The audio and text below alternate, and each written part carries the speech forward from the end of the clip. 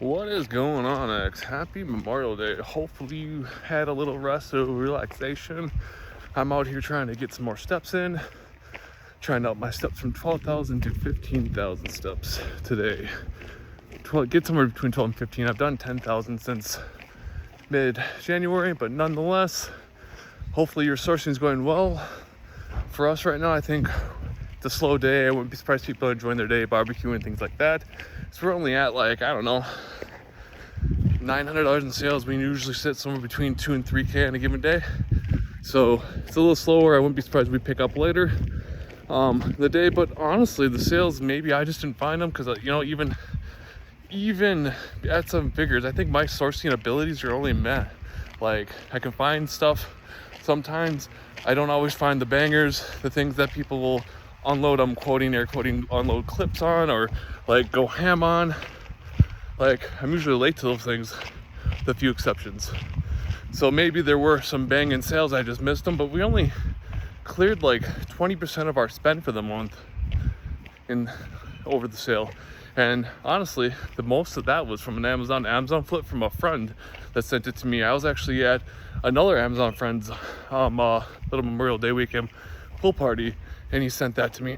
So moral of the story is that always be trying to network, trying to provide value, because you never know when that comes back. Him and I kind of started sharing things 6-9 months ago, and we just continue to share things, and we continue to prosper for that. Sometimes I miss things, sometimes he misses things, but nonetheless, just that one lead, I think, was almost $2,000 in spend, and let me think about that. No, it's actually like $2,700 in spend. Maybe almost $3,000, and should profit like $1,200 to $1,500. Not a cheap item. Obviously, you can tell there's 9 of them. Not cheap at all.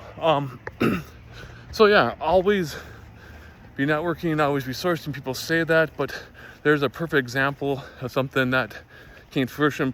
Ironically, I was at another Amazon seller's house, and he's the one that I met in 2019 at ASD, which then led to realizing, at the time I lived in Minnesota, he lived in Wisconsin.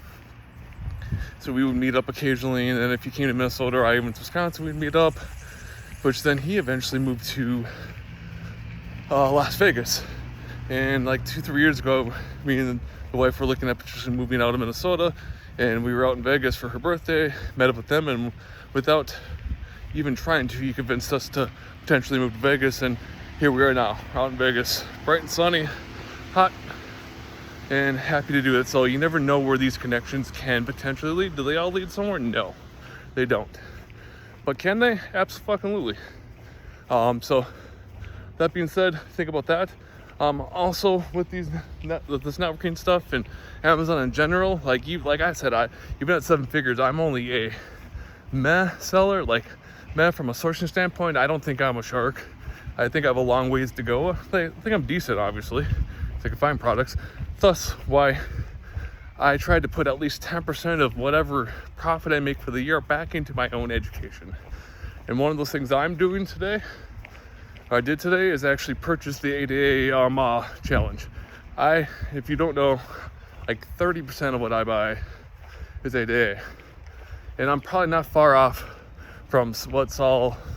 He spent like 450K. I think I was 300 to 400K myself. But I will guarantee there's stuff that I can learn, and at scale and putting daily practice into it, it was like $400. Like, it was nothing to get that kind of level of expertise and being handheld and taught what's going on. If you apply it every day, that's a big thing. And from what I've seen with Saul, like he's much more heavily into like toys and quick flips and things like that. I'm more shoes, clothing, hardware, things like that. So it's completely different niches. So if I can learn even 10% of what he does, and also some holds, which is, I know he does a small percentage of that. If I can learn a little bit better about holds and how those work a little bit better, whether it's Legos or whatever, I will put money on it, and I would bet by the end of the year I would make 10 times that. So I'd be willing to bet I could pull, just from what I learned from Saul, $4,000 in profit, which would be probably $40,000 to $50,000 in sales before the year's out, just from learning that little tip. So I will leave it there. This is already going pretty long. If you managed to listen the entire time, appreciate you. Thank you. Going to keep on it. Like I said, semi-daily insights from the 7-figure seller Jamie. If you managed to see this and you're not following me, follow me back. Jen Star will be out while we're walking, getting some steps in, doing our thing. But nonetheless, thank you, and I'll talk to y'all very soon.